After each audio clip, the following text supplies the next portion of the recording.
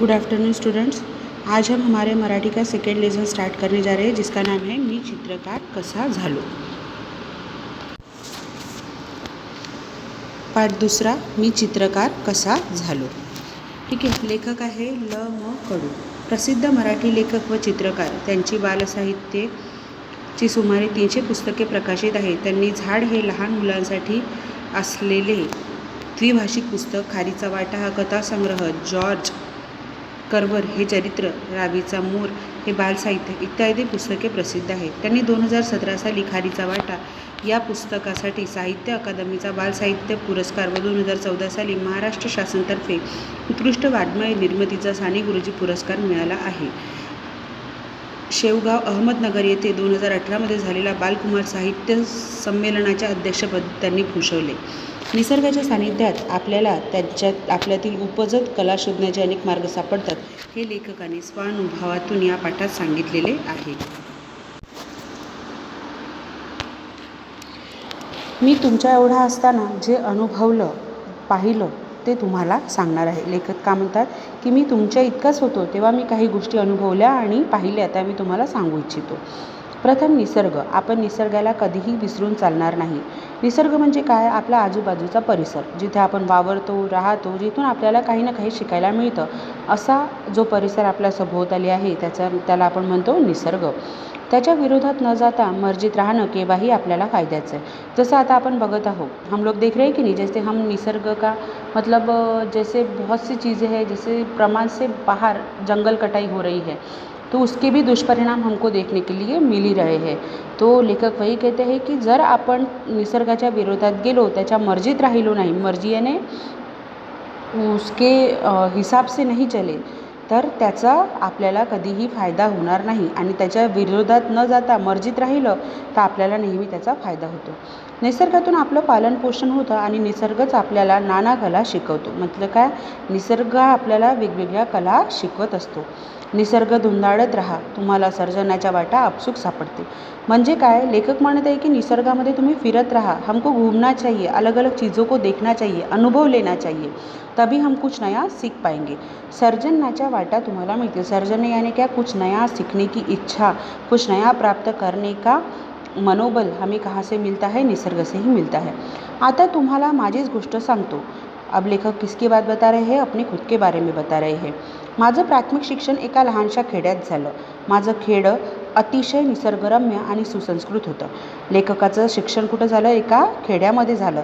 आणि ते खेडं कसं होतं? खेडे यानी गाव, छोटे छोटे गाव जो होते हैं, आपको पता ही होगा, अशाच एका गावामध्ये, खेड्यामध्ये लेखकाचंही शिक्षण झालं। ते खेडं अगदी निसर्गरम्य आणि सुसंस्कृत होतं। मतलब वहाँ पे सब संस्कारी थे, ऐसा वो गाव था। घनदाट जंगल, काय काय होतं तिथे? घनदाट जंगल, दुथडी भरून वाहणारी नदी। दुथडी यानी पूरा फुल ऐसे बहने वाली, जिस नदी को बहुत ज़्यादा पानी है, ऐसी नदी। निळे डोंगर, निळे डोंगर म्हणजे डोंगर निळे असतात का? नाही, अगदी आकाशापर्यंत भिडणारे उंच उंच डोंगर। घनदाट जंगल, हिरवी रानं, रानं यानी जंगल। अवघा आनंदी आनंद, कैसा महसूस होता था उनके यहाँ? एकदम खुशी ही खुशी। अशा वातावरणात माणसातील सर्जनशीलता उफाळून आली नाही तर नवलच। अब लेखक क्या कह रहे हैं कि इतना अच्छा एटमॉस्फेयर जब हमें मिलता है, तो उस एटमॉस्फेयर में अगर हमारे अंदर के कलागुण बाहर नहीं निकले तो वो एक विशेष ही माना जाएगा। माझा एक मित्र होता। माझा म्हणजे कोणाचा? लेखकाचा। आम्हाला खूप वाटायचं की आपण चित्र काढावीत। त्यांना काय वाटायचं? चित्र काढावी वाटायचं, यानी ड्राइंग करने की इच्छा होती थी। पण काय करणार? आमच्याकडे कसलीच साधनं नव्हती। साधनं यानी क्या? उसके लिए जो साहित्य लगता है वो साहित्य उनके पास नहीं था। जैसे क्या साहित्य की आवश्यकता होती है? पेंसिल, रंग, ब्रश, हे तर सोडा, साधा कागद ही नव्हता। अब देखो, उनको ड्राइंग करने की इच्छा होती थी, लेकिन उनके पास कुछ साधन ही उपलब्ध नहीं था। साधा पेपर तक उनके पास नहीं रहता था। अभ्यासाची एकच वही। तब क्या था? आप जैसे आपके पास हर सब्जेक्ट के लिए अलग अलग कॉपी है, वैसे उनके पास होती थी क्या? नहीं, उनके पास कॉमनली एक ही कॉपी होती थी। पाटीवर लिहिण्याची एक पेन्सिल, तिचे तुकडे झाले तरी सांभाळून वापरावी लागायची। ऐसा नहीं कि ये पेन ख़राब हो गया, आजकल अपने मम्मी पापा को बहुत ज़िद करते हो कि ये लेके दो, वो लेके दो, लेकिन लेखक के पास उतना सब उपलब्धता थी क्या? नहीं थी। वो क्या करते थे? उनके पास अगर वो उनके इसके क्या कहते हैं, खड़ू जो हम कहते हैं, पाटी पेंसिल उसके अगर टुकड़े भी हो जाते थे तो भी वो संभाल के रखते थे, कारण दुसरी मिळण्याची शक्यता नसायची. उनके माता पिता उनको दुसरी खरीद कर नहीं देते थे. शिवाय सगळ्यात मोठी अडचण किंवा धाक असा होता की चित्रबित्र काढलेली ना मास्तरांना आवडायची ना घरातल्यांना. वात्रटपणा वाटायचा. मतलब तब क्या था कि ऐसे ड्राइंग वॉइंग करना बहुत ज़्यादा पसंद नहीं था. अब तो आर्ट के टीचर होते हैं, आर्ट करना हम एक टैलेंट मानते हैं, लेकिन लेखक के समय इस सबको इतना महत्त्व नहीं था. वैशाख महिन्यातलं ऊन करपवून टाकणारं असायचं. आम्ही गावातली सगळी मुलं नदीच्या डोहात जाऊन पडायचो. वैशाख महीना यानी कि जो गर्मियों का सीज़न आता है तब धूप कैसी रहती है, बहुत ही कड़क. और तब सब बच्चे कहाँ जाते थे, नदी में, नदीच्या डोहात यानी नदी में वो लोग तैरने के लिए जाते थे. अंगात गारवा भरला की पुन्हा काठावर येऊन बसायचं. फिर क्या होता था, पानी ठंडा ठंडा और उससे ठंडी लगती थी, तो फिर से वो कॉर्नर पे आके बैठ जाते थे. काठा लगत खूब खड़क होते. आपने ऐसी बहुत सी नदियाँ देखी होंगी कि जिस नदी के किनारे क्या होते हैं, बहुत ज़्यादा ऐसे बड़े बड़े पत्थर होते हैं. खडक यानी क्या, पत्थर. पाण्याचा प्रवाहामुळे गुळगुळीत सपाट झालेले लांब रुंद पसरलेले आम्हाला तिथंच आमचा कॅनव्हास सापडला.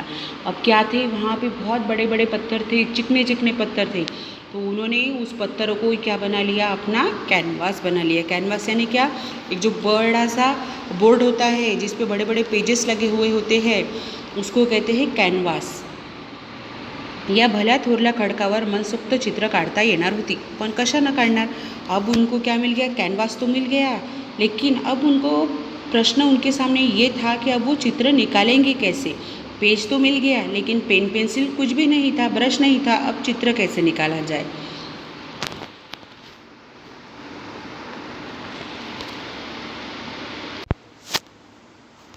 तो उन्होंने क्या किया, अब त्यांना तोही मार्ग सापडला.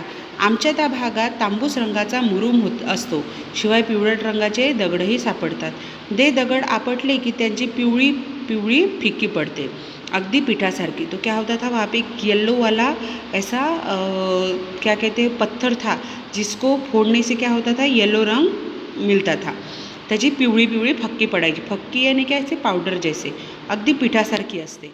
हवं तसं पाणी घातलं की पिवळा रंग तयार झाला. इस प्रकार उन्होंने क्या तयार किया, येल्लो रंग तयार किया. अब मुरुमाचा खडा ओला करून घेतला आणि खडकावर चित्र रेखाटणं सुरू केलं. मुरुम का कलर आपको पता ही होगा, जो रास्ते पे आपने देखा होगा कई बार, है कि नहीं, कथिया रंग का होता है. उससे उन्होंने चित्र निकालना शुरू किया. काय काढू आणि काय नको असं व्हायचं. गुडघ्यावर टेकून रेषा काढण्यात दंग व्हायचं. वो क्या करते थे, बहुत सारे चित्र निकालने में मशगूल हो जाते थे. रेषा काढीत हातभर पुढं सरकल्यावर मागे वळून पाहावं तर रेषा वाळून लाल दर्द झालेल्या असायच्या. मतलब क्या, इतनी चित्र निकालते थे कि पीछे मुड़ के देखते थे तो पिछले वाले चित्र क्या हो जाते थे, पूरी तरह से सूख जाते थे. मग उभ्या खडकावर चित्र काढणं सुरू झालं. काही दिवसांनी वाटायला लागलं की यात रंग भरावे, पण ते कुठून आणणार. अब देखो, उन्होंने चित्र तो निकाल लिए, लेकिन अब धीरे धीरे उनको ये महसूस होने लगा कि हमको अब क्या करना चाहिए, इन चित्रों में रंग भरना भी चाहिए. पर फिर से उनके सामने क्वेश्चन आके खड़ा हो गया कि हम ये अब रंग कहाँ से लाएंगे. त्या दिवसात काटे सावर फुलते, लाल भडक होते. तिच्या फुलातले पराग पाण्यात चुरगळले की जांभळा रंग तयार होतो. एक फूल था काटे सावर नाम का, वो लाल भड़क होता था. तो वो लोग क्या करते थे, उस फूल से उन्होंने जांभळा रंग बनवला. शेंद्री नावाच्या वनस्पती बोंडातल्या बिया भगवा रंग देतात. ऐसे उन्होंने हर एक चीज़ से एक एक रंग लेना शुरू किया.